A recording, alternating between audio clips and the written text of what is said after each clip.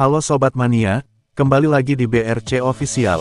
Ada kabar menarik nih mengenai duel antara PSIS Semarang versus PSM Makassar, menyajikan hasil imbang 1-1, pada Minggu, tanggal 16 Februari tahun 2025 malam.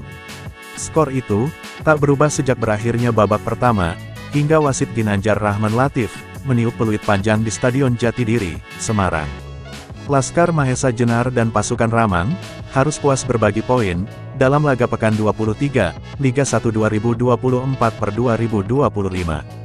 Tuan rumah unggul terlebih dahulu, melalui heading Joao Vitor 37, yang berbalas eksekusi penalti Yuran Fernandes 45+4. Tim tamu, sejatinya cukup merugi atas hasil imbang 1-1 tersebut. Pasalnya, 2 dari 3 gol yang mereka ciptakan, harus teranulir. Plus 1 dari 2 hadiah sepakan 12 pas, yang gagal berbuah gol. Armada Bernardo Tavares, telah berhasil merobek gawang skuad Gilbert Agius pada menit 10. Namun, gol Yuran Fernandes urung tersahkan, pasca wasit mendapati terjadinya pelanggaran, ketika meninjau video asisten referee, VAR. Berselang 10 menit, Yuran Fernandes kembali memperdayai Syahrul Trisna, melalui heading terarahnya. Sayangnya, sang pemain terjebak perangkap offside, sebelum menerima umpan lambung Syahrul Lasinari. PSIS Semarang, yang justru sukses membuka skor, berkat tandukan Joao Vitor pada menit 37.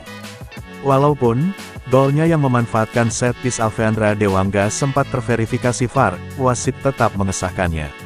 PSM Makassar, terutama Yuran Fernandes, akhirnya benar-benar mencetak gol, sebelum turun minum 45+4. Sang palang pintu, berhasil mengonversi hadiah penalti, melalui eksekusi khas Bruno Fernandes. Pasukan Ramang, berpeluang besar membawa pulang 3 poin, dari Stadion Jatidiri, Semarang.